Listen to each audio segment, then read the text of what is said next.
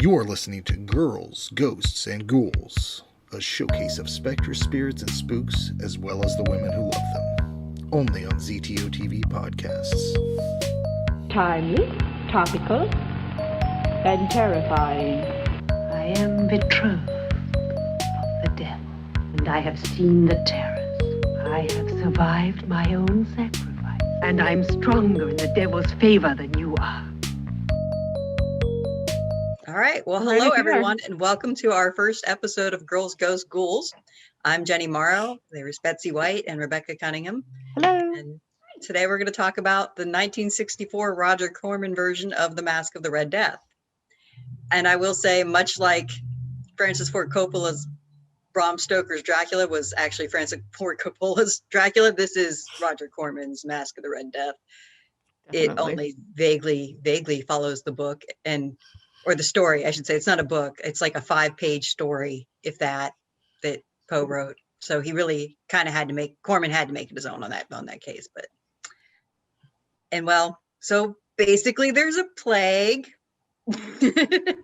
Kind of like today. But this is kind of, visually nastier. I mean, we can't really compare symptoms. Definitely. But visually, these people, apparently it takes 30 minutes to run its course. You catch it. Your pores open up and seep blood out, and you have seizures and spasms, and you scream in pain and then die. So at least it's a short kind of death.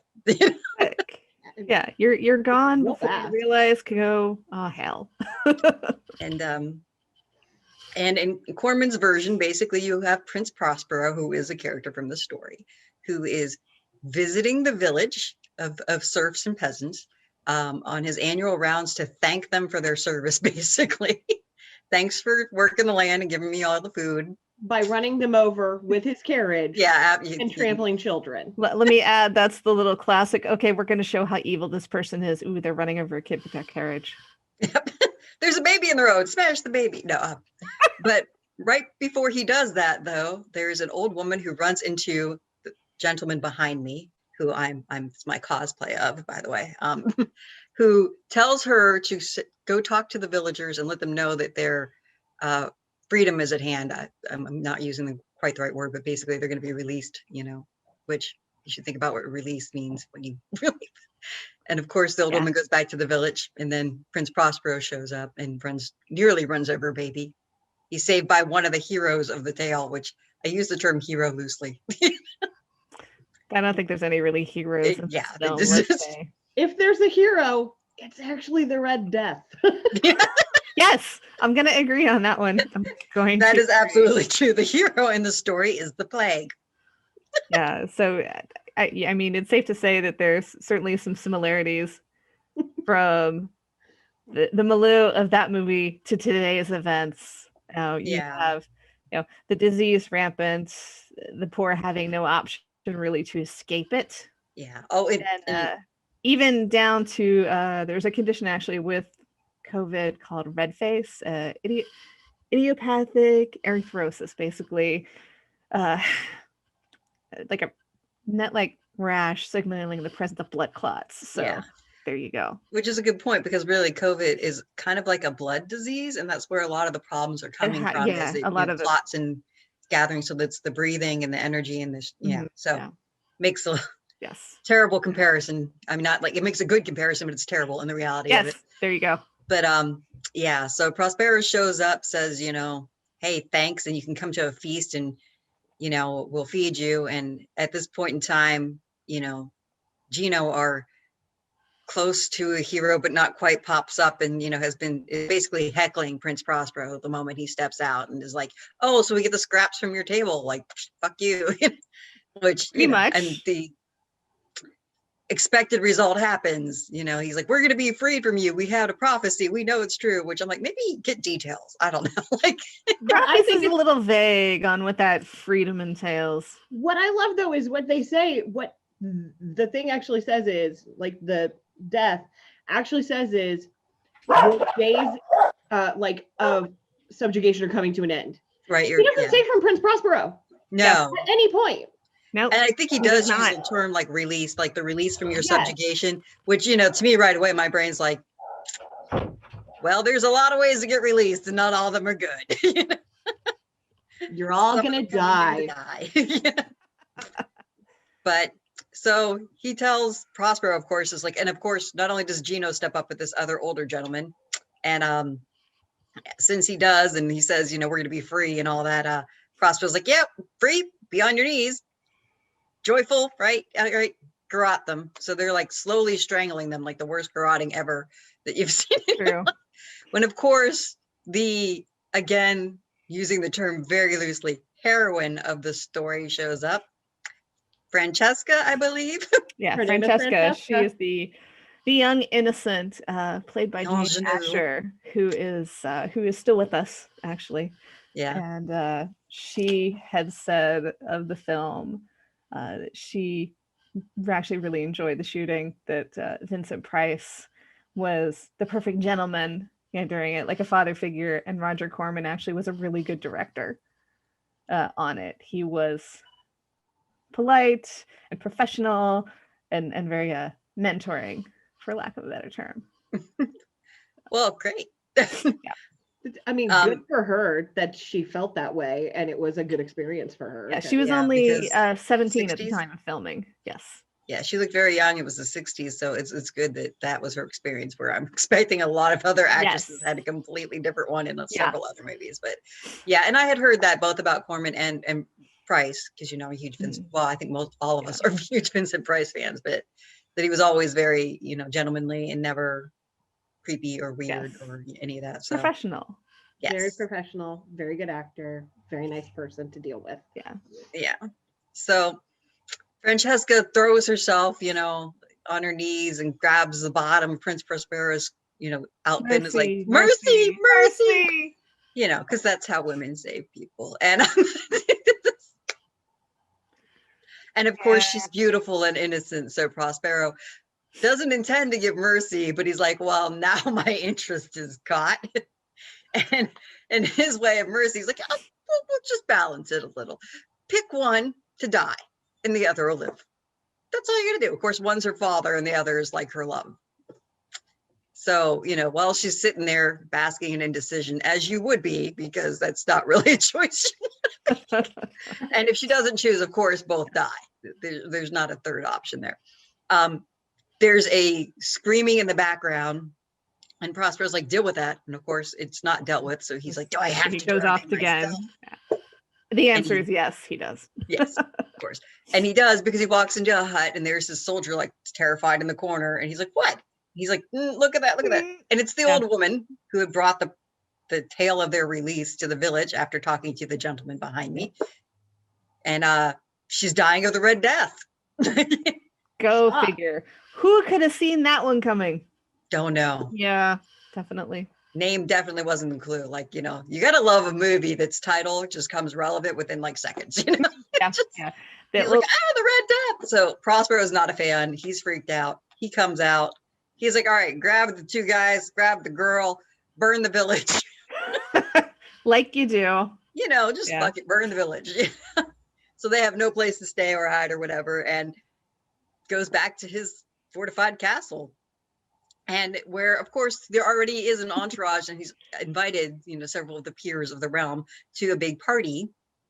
And when they get to there, he's like, yeah, hey, tell everybody that the Red Death is happening in that village, so don't go through that. If they do, they're not to come here, because that's so what he at least believes. Of course, if there is no village left since he burned it, how would they know where the village is?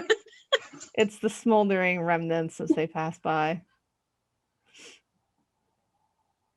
And then hilarity ensues, shall we say? Yeah, and then the real game begins. Then it's revealed that, of course, Prospero and all his cronies are Satanists. Because it's the 60s and it's Satan everywhere. It's Satan and evil witches, and that's just it. Yeah, it was a very easy, way to add a little bit more of a villain, per se, to throw it in. Yeah. And frankly, considering the length of the short story, Corman definitely had to add elements in to pad it out to be movie length. You're not wrong.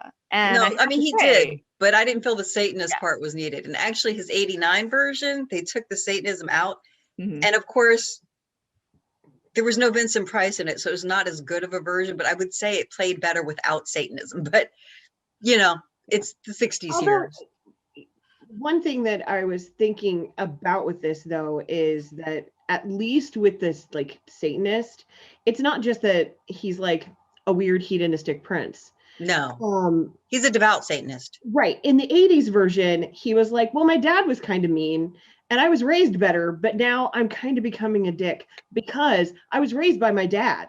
And you're like, but you weren't. You were raised by a tutor who was a nice guy. And now you're just being a dick because you are. Yeah. Well, this one, his claim was genetics. yeah. Just genetics.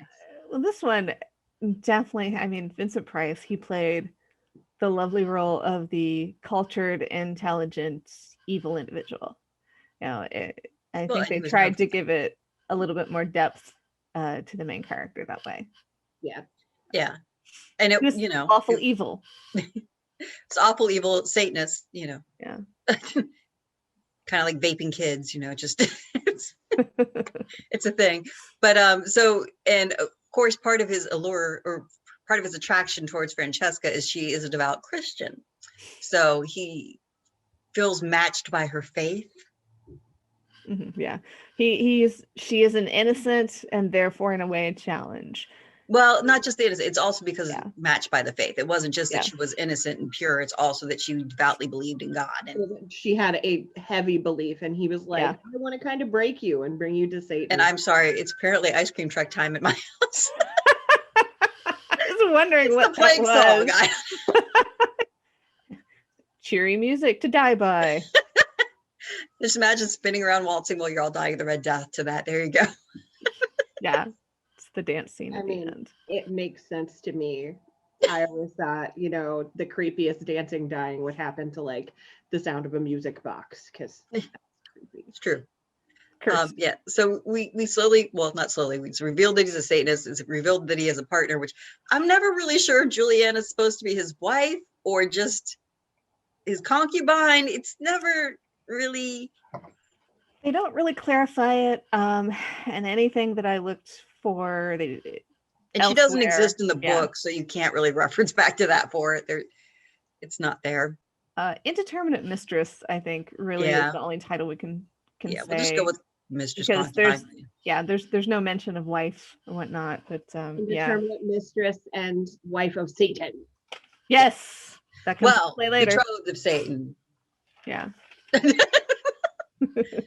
But and of Used course, to as soon Satan. as Francesca's They're brought into petty. Juliana's room and thrown into a bathtub, and Prospero tells Juliana, "Hey, teach her the ways of ladylikeness and put her in your finest clothes." Shockingly, Juliana is threatened. I Imagine. don't know why. I mean, My boyfriend just came home with a random girl and shoved her in my bathtub. and then told me to put my finest clothes on her.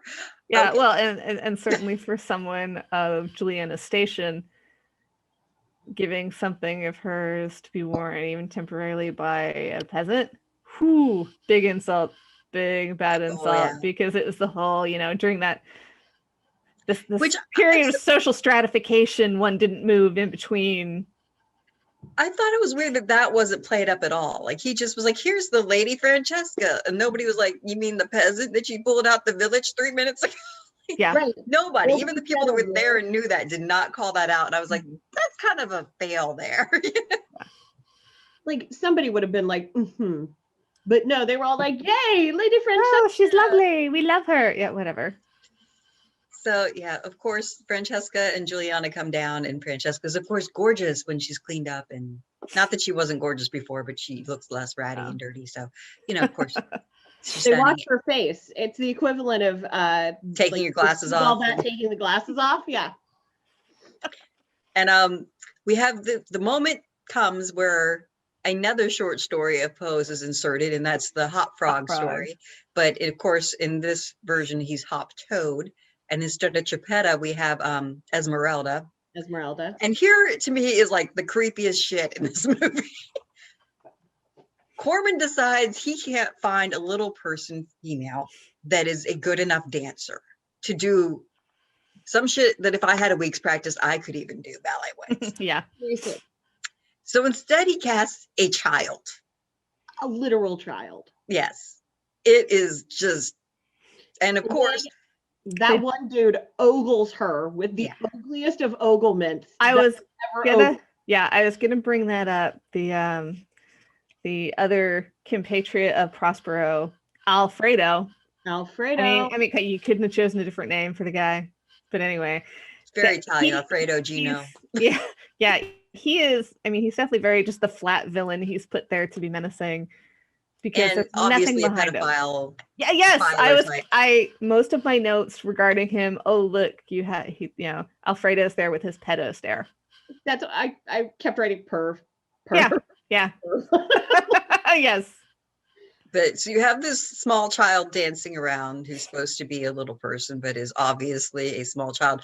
And it even looks like they like put fake boobs in her dress. It's just creeptastic. And it gets worse even later when they dub over an adult woman's voice on her. It's just like bad.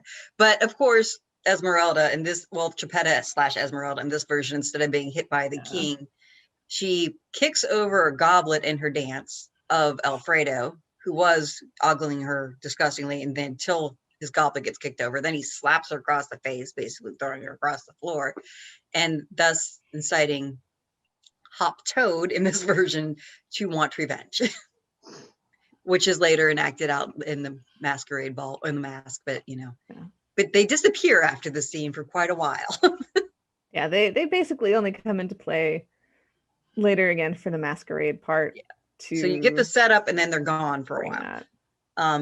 Which, I mean, good. I didn't want to see anybody else ogle a small child. No, I really didn't either. And that actually made me have questions about Corman on several levels. Like, I kind of figured he was a bit maybe of a bigot from other things as well, but I'd like wonder if he just decided that a female little person was just not to his taste, Right. Wasn't pretty enough. Wasn't attractive. Well, there's just something that we don't know and don't have anything. No, I have nothing on that. It seems like a bad choice. And I think the only thing I saw written about it was that the end result was it enhanced the pedophilianess of Alfredo. Because, obviously it was a little girl, but I'm like, but did you need that? Right. It was already creepy enough how he was looking at Francesca. Let's be honest. Yeah. Because again, she is like a 17-year-old girl. Yeah. And freaking Prospero calls it out. It's called out in the movie. He's like, yes, we know you like the innocent, like it's not like you needed the extraness of this. Well, he was a flat evil character who had no purpose in the story, just being evil. Yeah. I mean, other than because they were entering the Hop Toad part of it, like he had nothing to do with the Masque of the Red Death whatsoever. Yeah. It was only for the Hop Toad story that he was necessary at all. Yeah. I mean, other than to illustrate that apparently everybody there was supposed to be disgustingly, possible, hedonistically stupid or whatever. I don't know. But yeah. So, I mean, it continues on and you just see that where Prospero's kind of giving these lessons and trying to corrupt Francesca.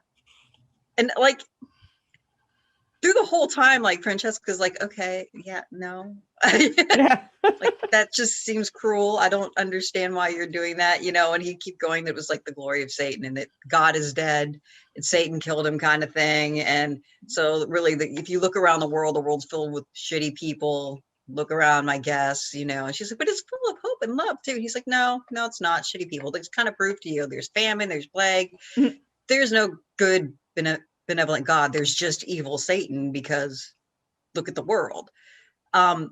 Which, I can't fault the logic in that. It's a classic logic that, I mean, it's not really the best logic. It's always the conversation that people have. Yeah. They're always, well, yes, but how can it be if this happens and what have you? And, yeah. I mean, you hear that argument. If there's a God, then why is there why is there starvation? Why are there anti-maskers? Yeah. Why was there Trump? I mean, free will and people are dumb. Right. I mean, there's my answer. I solved it. No, I mean, and that is your classic comment is counter argument is free will. I mean, when you look at it, sorry, I used to study this in philosophy, but I personally am not Christian, so I can care either way. Call it whatever the fuck you want. You're both just insane. So, he keeps going on like he has a scene with a hawk, and he's like, you train the hawks by sewing their eyes shut, which I don't really think that's true because that would seem really hard to do. I'm pretty sure they just put a fucking hood over them. Actually, I think they may have. I can't remember. It's been a while since I've researched it. Certainly now that would never But no, happen. now they don't. I do know for a fact they hooded them. Yes. Did they actually go and sew a hawk's eyes shut? My brain seems to think that would be really difficult to do. Yeah. Like extremely. I would think just putting a hood over his face would be the easier solution. So, but whatever. I'm not a hawker. I think they're awesome birds and love the sport. But yeah. Well, I mean, the hoods are just so that they don't take off immediately. You train them by hand feeding them so that they'll bring you prey back. So blinding them would literally defeat the purpose. They are sight hunters. So if you blinded them, they wouldn't be able to see. Well, it would be to get them used to human handling. Yeah, Prospero's story was it so that the hawk was dependent on its trainer. Not so, but it still seems a bit weird. I don't think that's. I feel like I need to Google that now. Did they actually sew hawk's eyes shut? Yeah. But yeah, so, but I mean, it'd just be a thing, just one thing after another. He keeps showing how cruel he is. And, and she's not like buying it. Like the whole time, you don't really see Francesca going. Fantastic. You're kind of a dick, but that has nothing to do with the rest of the apparently they are stitched shut. Ugh. So I'm wrong. They do. My bad. Roger Corman did his research. Not on tarot cards, but he did on hawks. But at any rate, sorry. Excuse my ignorance on the subject. I'll have to research further now. But yeah, sorry. So yeah, she just act after act. The Scarlattis pull up and they went through the village, and of course, Prospero's like, yeah, you can't come in here, Red Death and all. And Scarlatti's like, spare me. So he shoots him, and Francesca's like, why? He's like, it's kinder. He's like, but it's your friend. Well, it's kinder. It's that or he dies of the Red Death. And he throws a knife down at Scarlatti's wife after he makes a point. But that scene, a great, him when his friend was like, look, you can have my wife. Yep. And the Prospero saying, I've already had that doubtful pleasure. And yeah, I'm like, the look on the wife's face. I'm like, that actress at that moment, I'm like, she threw so much shade with her eyes. It was like a light had just gone out over the film. There was so much shade. I feel like if they'd given her a line, she was like, that ain't what you said when you got it. Yeah. But yeah, I mean, she was just like, and he throws a knife down her, and they never show if she kills herself or not, but my ass would have gotten back in my carriage and driven because it's a good chance, The whole funny thing about it, like they're in here, Prospero's claim was that he made a deal with Satan to protect them all from the Red Death. They never show him making this deal, but he just feels he's powerful enough in the, favor of Satan that he can protect them all.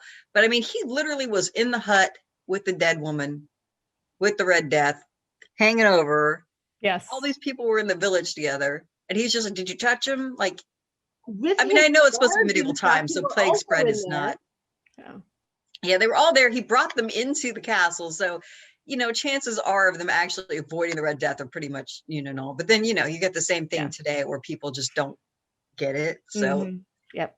Whatever, or God will save them and Satan will save Prospero. I mean, yeah, I would like to point out that even Prospero was like, oh, I see the value in quarantine.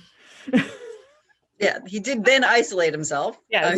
Well, not himself, but he did put all of them behind the wall after the exposure, though. Mm-hmm. Not because he thought it existed. He didn't know until that point. So as soon as he found out, he shut the doors. Yep. Yeah. So you just see example after example, and here's like one of the dumbest scenes to me. Oh well, first of all, I have to mention one thing that Corman did that I liked that he did take from the story was the rooms. The yeah, and that was from the story. It wasn't a perfect representation, but at least he had that element in there, and I thought that was a nice touch. There's just these monochrome rooms. There's one after another. There was like one that was nothing but yellow with all yellow in it. One that was all purple, one that was all white. And then, of course, the final, most sinister room, the all black room, which in the book was supposed to have a red window basically that had. This one did. Yeah, but it wasn't set up the same way. It was supposed to have a fire behind it that shined the light in so that everything had this red hue over it. And they didn't quite pull that off. Yeah, in the they only story. showed like the red window. Yeah, but it was there. You're right. And there's this scene where he, you know, takes Francesca through each of the rooms and tells a story about his dad locking his friend in the yellow one for 3 years just as an experiment. And when the guy came out, he couldn't even bear the sight of the sun because it was a yellow color. I mean, it's a psych experiment. People do crazy shit like that, but it was like, okay, so your dad was a dick too. We got it. And of course, they get to the black doors, and he's like, "No, you can't go. You are not ready yet." Yeah, that is not for you. Adding to the mystery. But then comes the dumb scene. She's sleeping. She wakes up from a dream. She hears a sound. She follows it down. She goes through the rooms. She opens the black doors, and there's Juliana sitting on a throne. And then, like in a coffin-like rest area, there's Prospero, who basically does a jump scare on her, right? It just pops up like boo. And she's like, runs screaming through the castle. That part of it seemed a little odd to me. I mean, like, I can see where you'd be like, oh, but I don't see why you'd like, I never understood why she ran through this castle from that point. I would have been like, really? We're going to play this juvenile joke? Dramatic effect. Dramatic effect. Yeah, but then, of course, as she's running through the castle, she runs into Alfredo, who has a terrifying mask on, and screams her again. But once he takes the mask off, she's like, okay.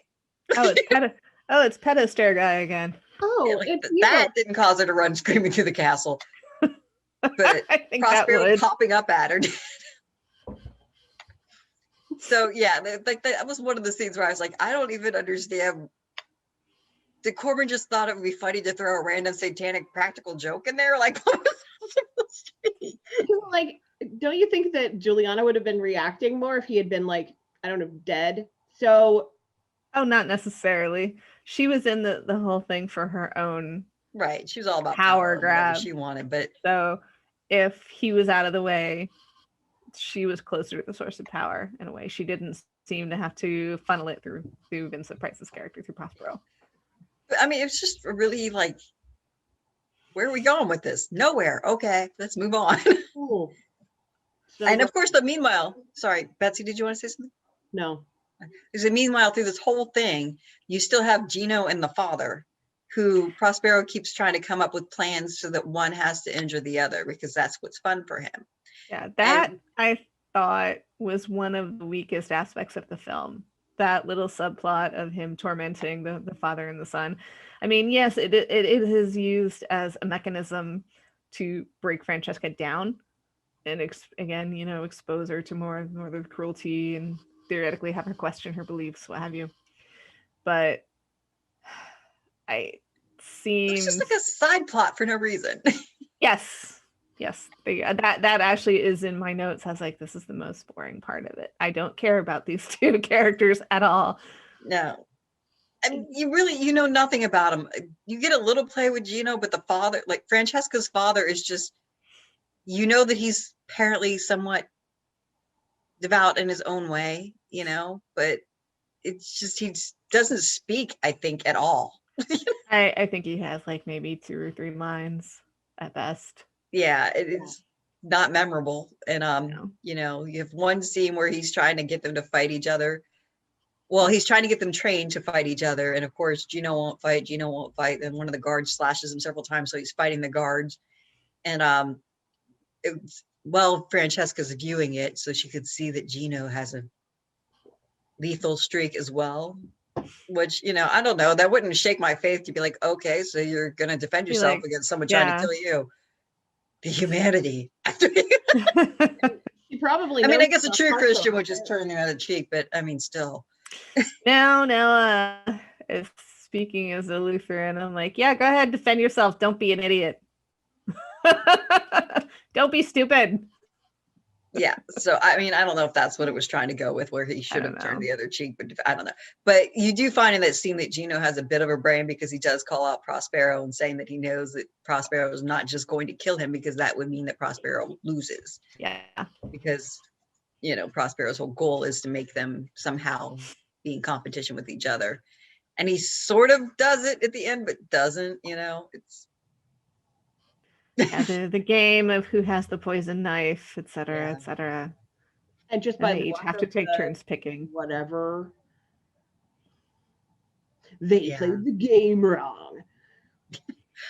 Which we do have Hop Frog briefly, or Hop Toad, sorry, briefly in that scene. So you have them, they're all sitting at the lovely dining table. And for the entertainment, there's Gino and Francesco's father. And as you guys noted, there's like 5 daggers and one of them is poisoned. And each one of them has to slice themselves, wait 5 seconds. And if they don't die, then the game goes on. So of course it goes, and there's but 1 dagger left and they haven't died from the poison. So Francesco's father at that point grabs the last dagger and then kind of makes a lunge, which I'd have done that even earlier. But Yeah. Why wait? makes a lunge at Prospero. Prospero, of course, stabs him and kills him. So in the end, like, Prospero still didn't get his way. It was just, and Francesca's dad is dead. And I'll get to why this whole buildup is like, what happens with Francesca and that makes no fucking sense. But at any rate, so, and as punishment, they're both supposed to die. Well, I'm sorry. So there's Hot Frog who's holding Francesca in the chair at this point. Now, I'm not sure, because she wants to go to her father's aid or Gino's aid or both, why Hot Frog is holding her in the chair, if it's to save her or because he's acting out as a role to help Prospero. I think it's more he's trying to save her. I think so too, because he kind of get looks involved. sympathetic. Yeah, don't get involved. You'll only end up, possibly dead. But it's a little hard to tell. But yeah, so I mean, there's the reemerge of a Hot Frog for 5 seconds there, I guess. And I think it's supposed to just establish that he's not a bad person as opposed to the rest of them. But it depends on how you look at things, really. But and of course, so Prospero's punishment to Gino is to throw him out, because then he'd have to face the Red Death. And of course, there's Francesca begging Prospero again, please don't throw him out. I will give myself to you, anything you want, just don't throw him out. Prospero throws him the fuck out anyway. And he tells everybody to get ready for the ball. She does ask to go with him, like, can you throw me out too? And he said, no. Yes. Her original thing is then send me out too. And he's like, no. And then she goes to, well, then you can have me if you let him stay. But meanwhile, like, of course, Prospero is like, really? But he still throws him out. So he could have started corruption 1, but doesn't. But we've skipped a big part, because in between all this happening, we have Juliana going the next steps in her relationship with Satan. Now, I say that her scenes with those, she was owning those scenes. She was in it. She was Vincent Price level in it. I totally agree. Yes. Yeah. Man, she was doing the best with her satanic mask. Yes. Yeah, she was chewing up the scenery on that one. Yeah, she was epic. And she looked gorgeous. That dress. Oh, yes. Man. Yeah. They did it. I have to say, as a little bit cheesy as the costumes were, there was still, some of them were still really good. Oh no. Some of them I was like, I kind of want that. Yeah. Same. Like, am I aware that it's completely historically inaccurate? Yes. Do I care? Absolutely. Yeah. Do I care? Absolutely not. So, in this, she takes a brand right on the titty, the upside down cross. My boobs were cringing during that part. I'm not gonna lie. Shoulder baby girl, why? That's gonna rub against everything, even with your low cut stuff. It just no. And she cites some random Latin words that are non sequiturs and don't actually have a phrase that happens there at all, in a sing-songy, churchy voice. Insert random. You know that the script was just like insert random Latin chanting here, and somebody was just like, just find something that sounds like it. They're singing the song from the Grinch, the fa hoo ra moo. So she's taken like another step towards initiation, but it's not quite and correct me, we don't have the nice little hallucination scene yet. That's later. The hallucination scene is later. So she's going to secure her place, and she's branded her titty towards that end. Yep. And then, of course, she decides that really to secure her place, she really does need Francesca out of there. So, or so we think. So she thinks, yeah. So, and of course, this is what I kind of think is sweet, though. She doesn't go to kill Francesca. She's just like, I'll help you escape. And Francesca's like, okay. Yeah. Go fight for me. And she just believes this, which blows my mind. Which, it's interesting to me. Like, I wonder if she had not agreed with Juliana about leaving, if Juliana then would have taken it to a different level and tried to attack her. But Entirely instead, possible. she just is like, no, I want to go. I have no problem leaving here if you could tell me how the fuck to do it. Yeah. And Juliana does. She's like, well, do this, do this, do this. And Francesca's like, got the key, I'm going. Francesca is clearly ready to bounce. Yeah. But of course doesn't quite manage to do it. And that's when it leads to the scene where like she gets them out, guards end up getting them anyway. They've killed a couple guards. And so Prospero's like, well, see, they even killed some of my guards. So now they really have to die. And then we end up and that's when we get to the scene with the poison knives and all that shit. But yeah, so as Francesca's offering herself to Prospero, Juliana cuts in and takes a rose out from her very low décolletage dress to reveal her branded boobie and is like, look, I have gone to the next level. And like Prospero's like, not quite yet, you haven't. You still need to do more. Yeah, and she's like, he's not terribly impressed with her. Satanism is a multi-level marketing scheme. Yeah, you think you're at the highest level of the marketing scheme, but you got to recruit 10 more people before you get the nice home prize. Satanism is Amway. And that leads to one of the what the fuck scenes, really, of this movie. Another one that makes no sense, where I takes a draft of something and goes into like basically a trance, and then has a hallucination where basically she's terrified by African looking people who are dancing around. Oh, they have multiple cultures there. There was one at first that looked Aztec in costume. Ish? Or Egyptian? Yeah, ish on all of these, frankly. Oh, hi, puppy dog. Yeah, Elvira, I'd just like you to say hi to her. Sorry. Hi, Ellie. Say hi. Here you go. Okay. She's like, I want to be on the podcast. Let me be on it. Yeah, because in that scene you had her hallucinating with all these random dancers. But most of them are not. They're meant to look foreign. Let's say foreign. foreign. We'll go with foreign. Yeah, they're meant to look. And there's one foreign. white dude who looks like a weird like shepherd with a Sith that he's I got nothing. And and they mimic cutting at her, and then she comes out of it and she feels imbued with all the power of Satan, and she knows she's now Satan's bride because she has survived her own virtual sacrifice. Yeah.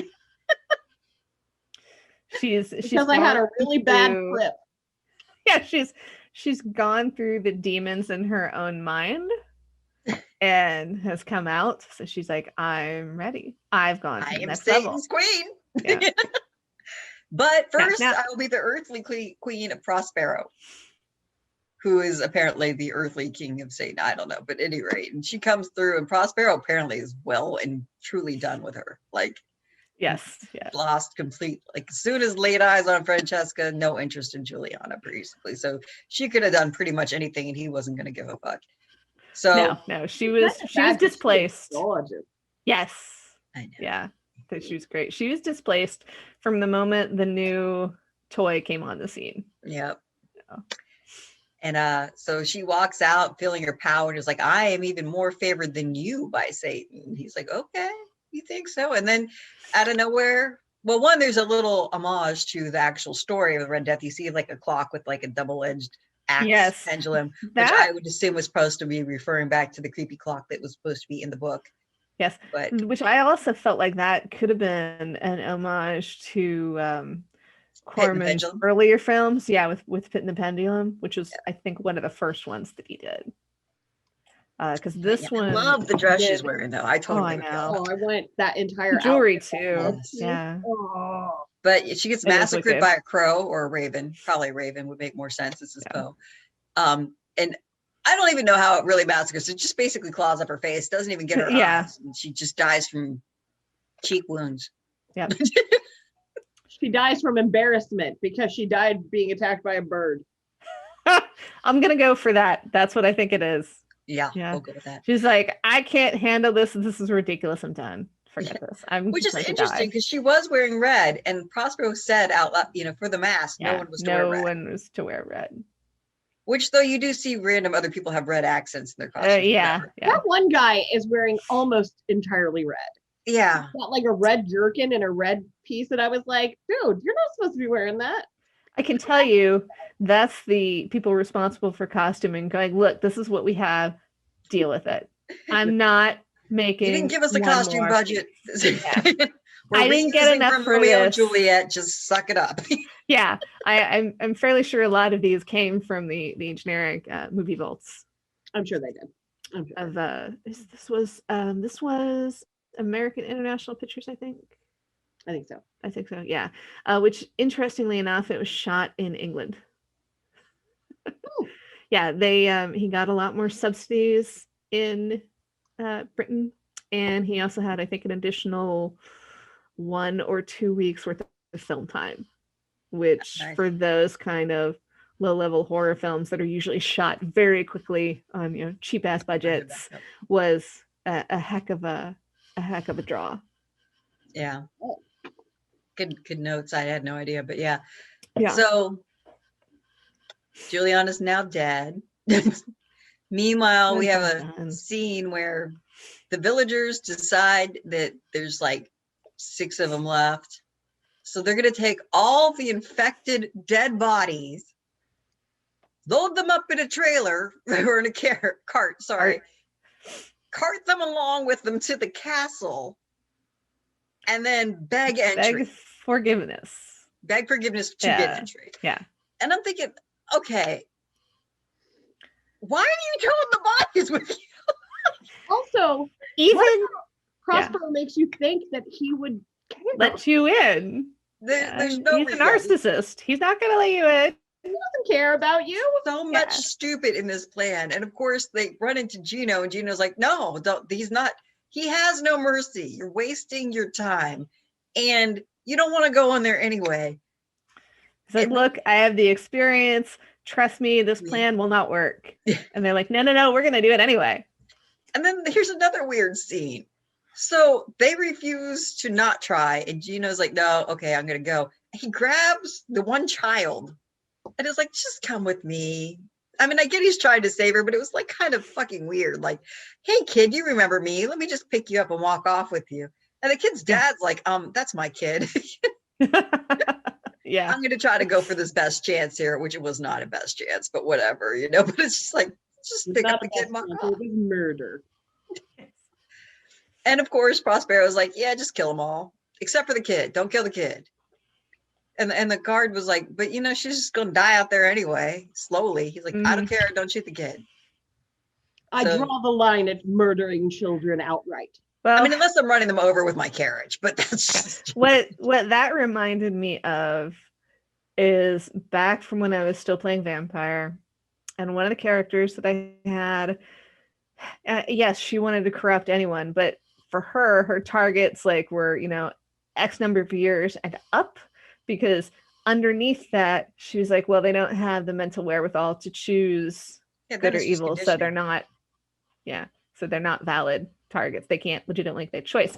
So I think that's what is with Prospero there. He's like, the child at the moment is, for lack of a better word, pure and cannot sort of actively really choose or understand evil.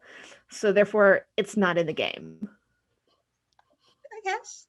I mean, that at least is my thought. Yeah, that's true. With this, it does, a lot of this sometimes you look at and you're like, why are they doing this? Like the whole Gino against the father subplot. Right. Like so Gino runs off on his own and of course runs into the Red Death personified. But somehow nobody puts that together. Mm-hmm. Yeah, here's a creepy character all in red wandering through the countryside where there's this disease called the Red Death going around. I don't know. Could there be a connection? Nah. No connection. Not. Red men come to me all the time. It's the Middle Ages. Yeah. Yeah, but I mean, he does view it as somebody to be revered. So I don't know what he thought the guy was, but maybe he thought he was Christ some on kind of earth. odd monk or friar No, or traveling priest, for at lack of a all. better term. Yeah. And the Red Death gives him the Sun card and says it stands for mankind. And here's a sign for you, basically, he says. And Gino, I guess, gets his second win from that moment. It goes to try to storm the castle again. And Which gets does to the not top seem of the like a very battlements. good plan. And there's the Red Death again. He says, like, just wait here. I'll bring Francesca to you. And he's like, the guards will see me. He's like, no, check out the guards. Guards are dead of Red Death. Gino still doesn't seem like he strings it together, though. He's not the brightest guy. Gonna say that. Meanwhile, in the castle, you do have your second scene with Esmeralda and Hopped Toad, where it's basically really, really obvious that they're dubbing a woman's voice over this child. Yeah. And it's creepy as hell. And I'm like, the whole scene is like maybe a minute and a half, but it's very just disturbing and icky just because that. There's nothing overt or wrong about the scene. It's basically Hop Toad says, be ready. We're going to run away. Don't even go down to the masquerade. And she's like, are you sure? He's like, do you trust me? She's like, I trust you. All right, then we got this. Because Hop Toad has already set in play his revenge against Alfredo. Yeah. He basically lured Alfredo in with the, Prospero's a good master, but there might be better ones out there. Yeah, he did a really good job of playing Alfredo on that one. However, I'm going to say that the bar is set a little low on that because let's face it, Alfredo is not exactly that bright. No, they don't make him appear to be a witty character at all. No. He basically just says, yeah, I mean, I can get you the best costume for this masquerade. Mm-hmm. Just like I'm very witty, I'm very cunning, and if I do this for you, you should be my master and treat me well. And Alfredo's all for it, and therefore you get the Hop Frog plot of dresses him up as a gorilla, really, in this one, not an orangutan. Definitely a gorilla. And which I want to ask, what the hell sort of Renaissance prince, I guess, for lack of a better term, just has a random gorilla suit hanging around? I'm just gonna ask that question. I think it was supposed to be like a skinned beast or something. I don't know. Yeah. There's that like implication that he has like a game room filled with dead animals, and I guess that's what it was supposed to be. But implication was kind of that he actually just had the skin of a great ape lying around that you could wear as a costume, which is gross. It's gross and clearly not what that was. I mean, it's like one of the worst gorilla costumes you've ever seen. Mm-hmm. Yeah.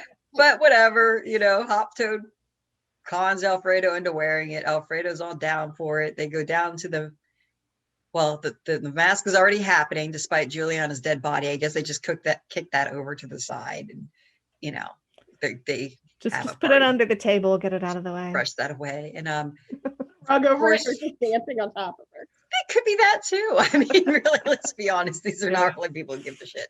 No. And the party is already in full force at this point in time, and he's leading Francesca around, and out comes Alfredo and Hop Toad. Sorry, Alfredo is as the gorilla, and Hop Toad as his trainer, and Alfredo's having a blast attacking the women and stuff like that, and Hop Toad.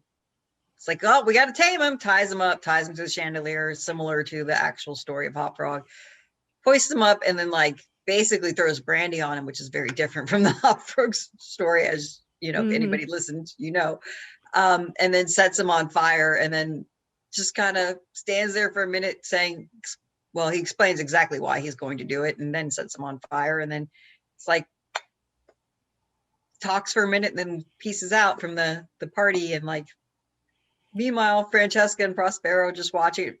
Prospero thinks it's awesome. Prospero like looks over at Francesca and says, I see you don't even flinch anymore. Like, who gives a shit if Alfredo's hurt, really? Yeah. I don't think anybody sheds tears at the loss of Pedo Man. No. She's like, no, he was kind of a perv and he skeezed me out. So yeah. Oh well. Yep. He hit a little girl. I don't really care if you burn the fucking guy. Please burn him. Y'all seem like pieces of shit to me. Y'all could burn. Not some shit you could have.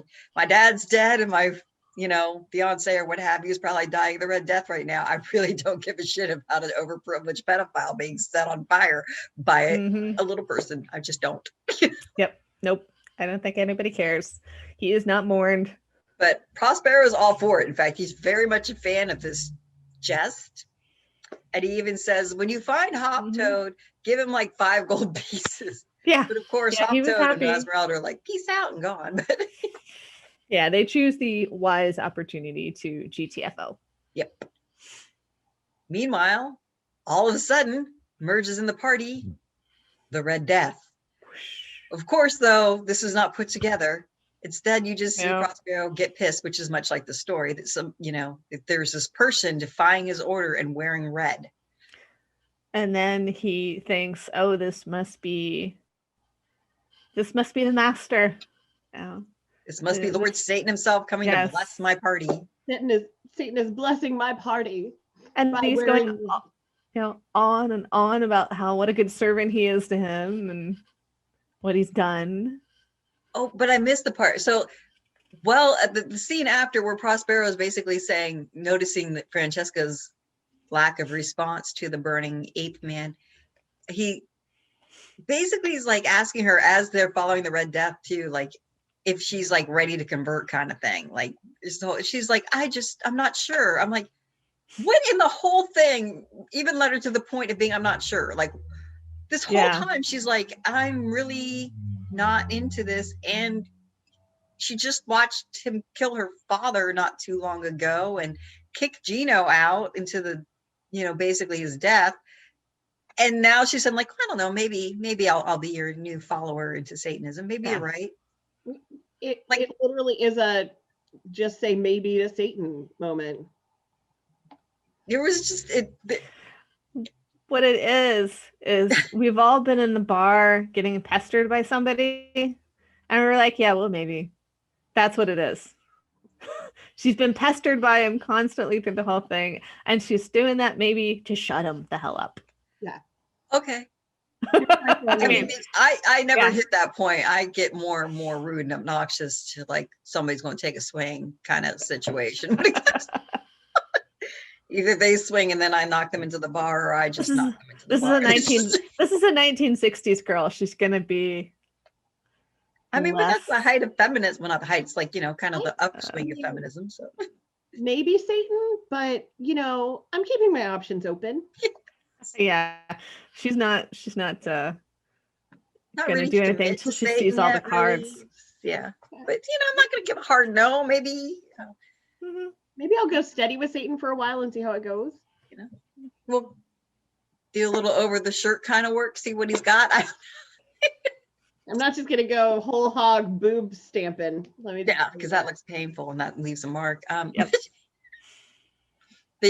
So Prospero is following and dragging Francesca along with him, behind the guy who's dressed, all in red. And as noted, he starts throwing out random friends' names and then decides that the Red Death is actually Satan because he can't figure out that he's the fucking Red Death for some strange reason, or an emissary of Satan, because it changes as they're walking. And you have this kind of neat scene, honestly. It's a very lovely, picturesque as he's going through the rooms. Yeah. And then when the dance happens and they all start turning red and freezing and then dancing and freezing and dancing, like this lovely waltz of death ensues. And you have a touching moment where Prospero's like, this is wonderful. What a great jest. I promised them all that you would keep them safe, and like, Death's like, wow, that was kind of overreaching of you.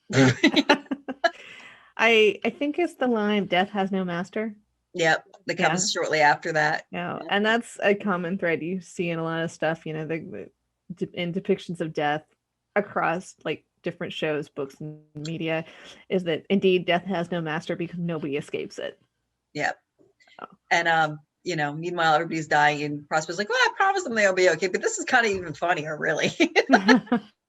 Yeah. Oh well, sorry about your luck, they're all gonna die. And look at all these souls I brought over to Satan. Isn't the master pleased? And I think that's actually when you hit he's like, death has no master. I don't know why you think that.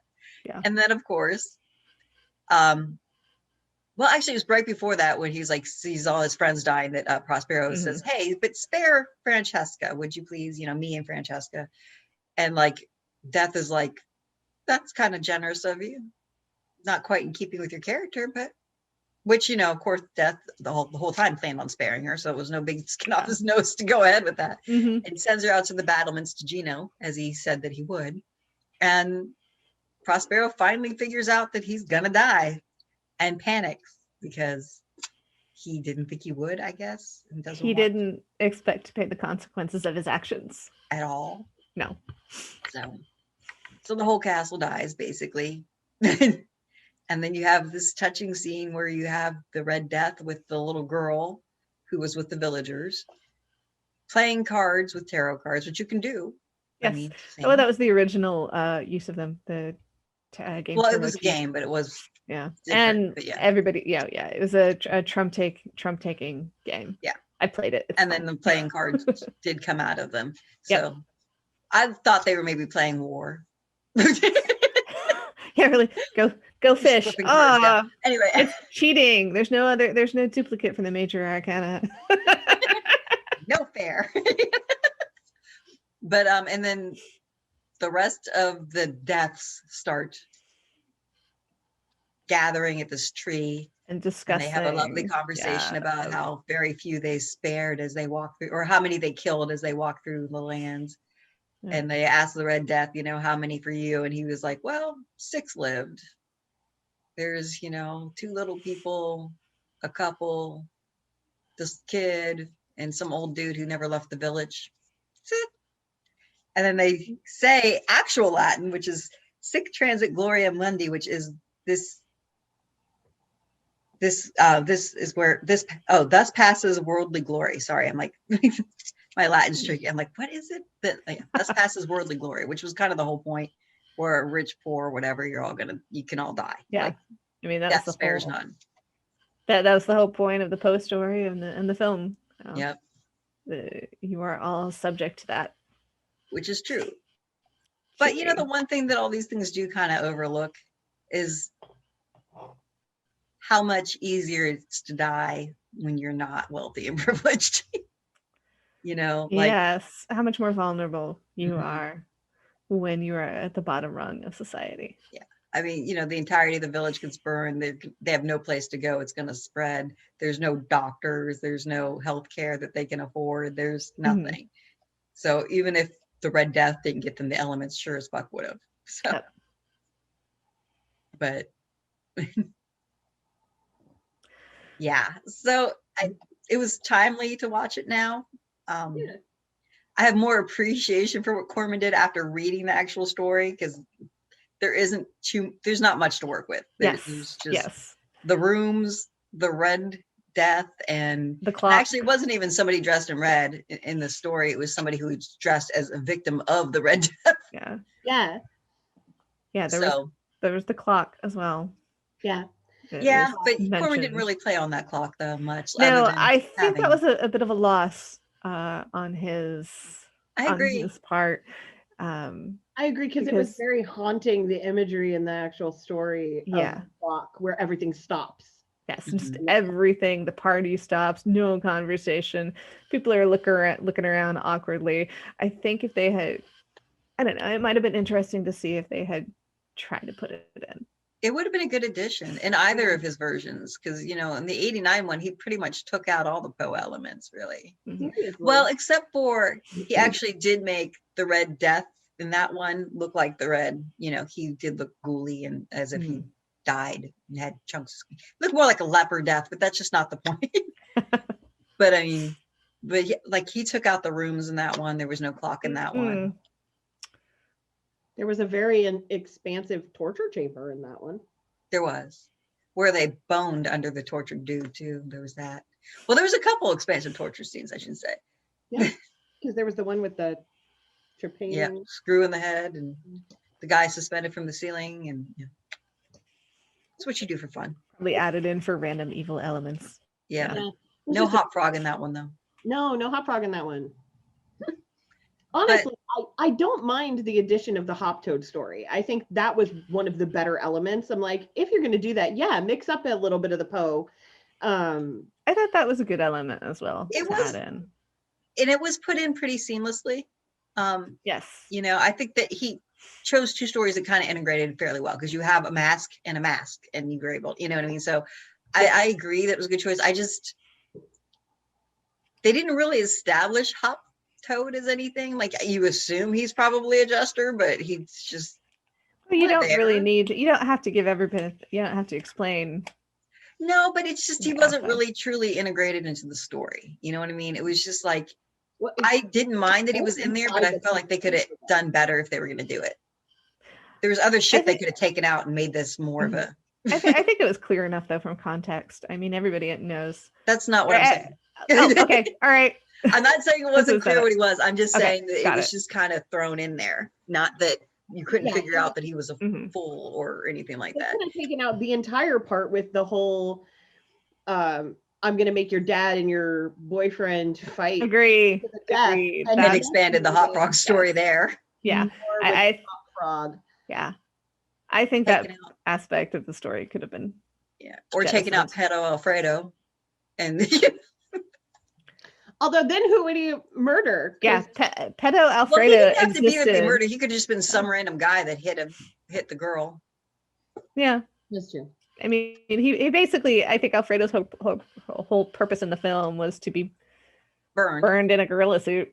But they didn't really need to set him up as a pedophile to do it. They could have had anybody, you know what I mean? I guess they were probably trying to make him somewhat worse I guess. than Could be, just who making it, knows? because They're just sort of when it came down to it, I was much more happy to see him burned alive than I would have been to see Prospero. True, but Yeah. I'm okay seeing Prospero burned alive. But really, would you have cared if any of those other guests got burned alive, though? No. They See, were that's non. what I'm saying. Could have been any of them. Yeah. They were all kind of obnoxious. Just It was interchangeable, really. You could have chosen any of them to be, Yeah. and you would have had the same response. Good. I mean, honestly, I Move spent on. the movie trying to figure out who the guy was that played Alfredo because he looked so familiar to me, and then I figured Mhm. it out, and I was like, oh, he was in A Clockwork Orange. He was murdered. The one that got beat to death with his own big penis, if you remember that scene. I have not seen that movie. Okay, well, it's a I horrible. watched parts of it. I did see that scene. I have a hard time watching the entirety of that movie because it's just like, I watched it far too young, and it ruined my life. I bet. But I'm like, his face is so familiar to me. Why is his face so familiar to me? And then I realized it was because I've seen a huge white penis coming at it. You know, Fix him. seriously, they like beat him to death with it.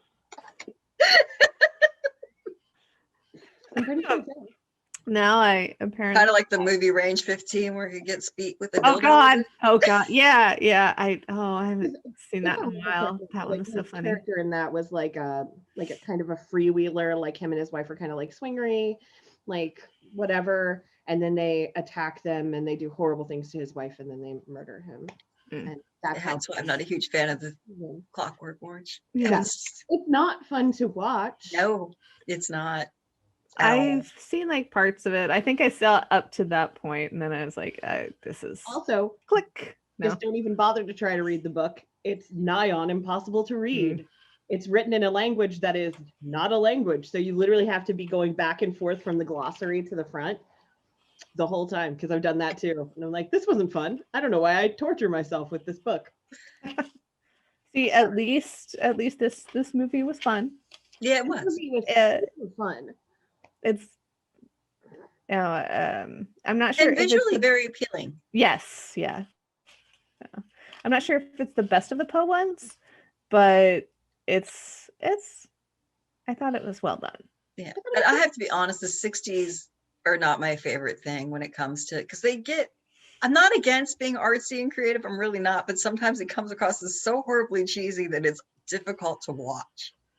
I Like get that. really difficult. Some of them, yeah, some of them I do get that feeling. And this is like on the border of that in some places. I admit there were a couple times where I'm sitting there and I'm with my notes. I'm like, what are they doing? Why are they trying this? And the hair, the 60s hair. I'm just not a fan Yeah. of the 60s. The beehives everywhere. I- You still had them. I'm like, all of these hair pieces. There are thousands of hair pieces on this set right now. Yeah. I want every wig. You can have them, honey. I won't fight them for it.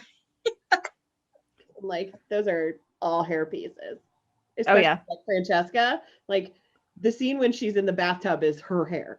The rest of that Yes. is all bits because none of that was hers. So, Yeah. I mean, I'd say watch it. You know, I think it's free on the Roku app right now. It is. That's how I was watching it last night. And definitely classic. And pretty much anything with Vincent Price in it, you should watch just for his stylings, you know.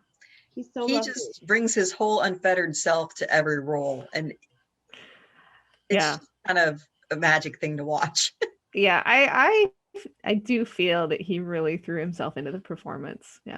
And Corman, even says, what was it? I have it written down here. Yeah, in regards that Corman said, I never had anyone else in mind for Prospero. He was highly educated and cultured, and had been a leading man when he was younger, referring to Vincent Price. But he was also just a bit offbeat, making him ideal to play intelligent, cultured, but tormented men. So True. Can't argue that. Yeah. And I think he had a hell of a sense of humor, so that kind of added to it. Oh, definitely. And Jane Asher, who played Francesca, she was thrilled to be in the movie because she loved horror films. So I think it was great to have somebody who was a fan of horror films. Yeah, indeed, one of us who was like, I'm gonna do this thing, and did it very well. It's Hazel Court, who was Juliana, was in another Corman. She was in The Raven. Yes, she was in 3 of them actually. Yeah. The Premature Burial, The Raven. I was like, can I look like her? Right? Yes. Sorry. And she was also very interesting outside of the movies because she was a painter and a sculptor and actually has studied sculpture in Italy. Oh, wow. Yeah. So I'm like, that's really neat to see.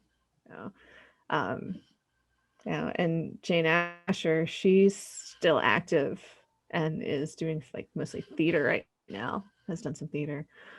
And at one point, she had been dating Paul McCartney for about 5 years. And she essentially, their relationship had been breaking down. One of the main things was he had wanted her to quit acting. And she's like, yeah, no, this is my thing. I'm going to do my thing. So, quit if you want, but I'm not. Yeah. Well, he wasn't an actor, but you know what I mean. Exactly. Yeah. And she's also been on several different philanthropic actions. I just unfortunately didn't write it down in my notes. What's what? But yeah, for being 17 at the time of the filming, I thought she did a really good job. Yeah, she was great. Mm-hmm. Well, yeah, there's nothing I would argue about acting wise. Like, characters I didn't like, I still thought they did fine. Yes. I mean, there's several that were just not like, I mean, when you compare to some of what was going on, and then you had some side characters that was just kind of, but it wasn't like there were roles that were better than others. Yeah, but there was nothing that was like, oh my God, you suck. It was just more like, I think all the actors did good with what they were working with. Yeah, I agree. Absolutely. I actually thought I was really impressed by the guy who played Hop Toad. I thought he did a great job. Yeah, he was wonderful, and I looked him up because I thought he should have been in more. Like, just he was very good. Mm-hmm. And it seemed like he had a pretty hard time getting roles. He died fairly young. He was like in his 50s when he died. And he would get roles sporadically, and then in between he worked as a tobacconist in London. So, and that's, some people say that he's like a lost brilliance because he was also in several other horror movies where he played like carnival barkers and kind of interesting roles. And they were like, he was brilliant. He was brilliant and funny and really, really good and very scary and really carried the roles. And then unfortunately, he just couldn't get work. And that's really sad. But because I'm like, because I've always followed like fantasy and stuff, I'm like, why haven't I seen this guy anymore? Because Yeah. he's a really good actor. And a lot of diminutive actors, you know, get roles in these Horror, fantasy, sci-fi. Yeah. It's So I was true. kind of sad about it. And but yeah, that I was kind of sad. I was like, oh, I That's really really liked him. sad. He was very good in his little part. I thought so too. I mean, that's really what I remembered most about the movie outside of Vincent Price prior to rewatching it 6 times for this. But you know, as you do when you Yes. do a podcast about something, you just watch something so repeatedly that it's just now part of your life. Yeah. I'm like, oh, well, I'll never forget that. So, you know, now I'm the Red Death. Dun, dun, dun. Fear me. I'm gonna brand my boob. Betsy, please don't. No, it's not required for the podcast. It sounds painful, like for real. Ow. I mean, if you want to brand your boob, honey. I'm not going to tell you what to do with your life, but I think that would hurt. And no. Yep. It's probably not going to be an upside down cross if I do. I'm just going to say that. Well, and the worst part would be is, you know, wherever you got it on your boob, while it's healing, stuff would rub against it. Like you would just, your shirt, your bra, you bump into stuff. You know how that works. It's like if you get a tattoo anywhere in that area. It's just not with the gowns Juliana was wearing. True. But when she put them on, I'm sure she bumped into things. They probably shifted and moved up and down right on the, because you know they do. Yes, Ellie. Hi, Ellie. All of a sudden, dog nose on the screen. Yep, just dog nose. Yeah, I locked mine out of Well, the she room. is named after Elvira, Mistress of the Dark, so she probably figures she should pop in as a host. She's a mascot. Makes sense. So, final thoughts, Rebecca? Final thoughts. Definitely a good movie when you're wanting something campy. If you're a fan of Edgar Allan Poe, I think you will enjoy it. If you're a fan of Vincent Price, you will definitely enjoy it. So, that's Betsy? my thoughts. Thanks, Rebecca. It's Vincent Price at his most. I think my first note was, oh, Vincent starts at an 11. Cool. Because it was just bam, out the gate. First scene, you're like, oh, I know exactly what I'm getting from Vincent Price in this, and I'm here for it. I just think it's a fun film. Not as scary as, you know, there are scarier horror movies, but, you know, there's one good jump scare that's real dumb, as discussed. And yet somehow I still jumped. So, you know, I think that says something. You knew it was coming, but you still jumped. Yeah, I'm like, oh no, okay. Yep. I think it's great. I think it's super fun, campy fun, and now I want to make an outfit for it and dress up. Let's talk about that offline. Yeah. Yeah. So very similar. I mean, pretty much I'm going to watch anything with Vincent Price in it, and I feel like, with maybe very few exceptions, and that's basically when he's not doing these types of roles, like Laura, I would say he was not an 11 in Laura, but almost anything else where he's like the starring main character, he is 11 the whole time, you know, like he starts and it stays up there. There's no dropping off for him. I'm surprised he lived as long as he did, because that just seems like it had to have taken a lot of energy to be at that level, sustained through an entire filming, you know? Agree. But yeah, so the Corman films are not my favorites, honestly. I enjoy them though. You know, the campiness, the Satanism, I mean, the weird elements that Corman just throws in. They're like, okay, you know, they bug you, but you're like, well, at least you're creative. Yeah, you're trying real hard. The imagery is always just gorgeous. Mm-hmm. And if you look through Corman's resume of films, essentially you'll see it's a rather large number, and he made a thing out of just trying to get as many done cheaply as possible. Yeah, he was prolific as hell. Yeah. A lot of So- late night TV that I saw. So like I think I grew up on Mhm. Corman to a degree. Yeah. Oh yeah, yeah, absolutely grew up on Corman. That's all of the like Vincent Price, you know, that I watched when I was young was all like Corman. It was the Raven. And I think didn't he have like a sci-fi television series, not like the Sci-Fi Channel, but a sci-fi genre television series, like Roger Corman Presents or something like that. I'm sure there was. Maybe I have to Maybe I'm double check. misremembering that, but I kind of remember watching many of those. I might be out of my mind, which is possible. You all know me, but so that just I spent a lot of time watching weird shit, and any of you who know me from my other podcasts are well aware of that fact. And Rebecca and Betsy who know me are aware Yeah. of that fact. But so I would say have fun, watch it, and you know if you really want to open yourself up, think about how it plays in with our current pandemic, and which you can learn. Definitely. The threads of narcissism running through those that are in power. Yeah, and way it's easy to act like it's not much when you can hide safely. I mean, that's speaking from privilege myself. The whole time this has been going on, I've been working from home. You know, so there's a whole different sect of people that don't have that option. There's people who don't have homes. There's, you know, it's easy to think something like this pandemic is not much when you can barricade yourself from it.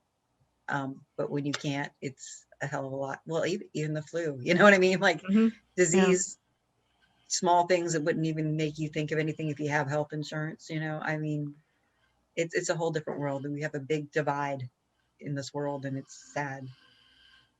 But still, death will come for us all. So, Yes. Death comes to us all. To quote Vertigo's death, you get what everybody gets. You get a lifetime. yeah. Well, I hope you enjoyed. Thanks for watching, and we'll do more. So, All right.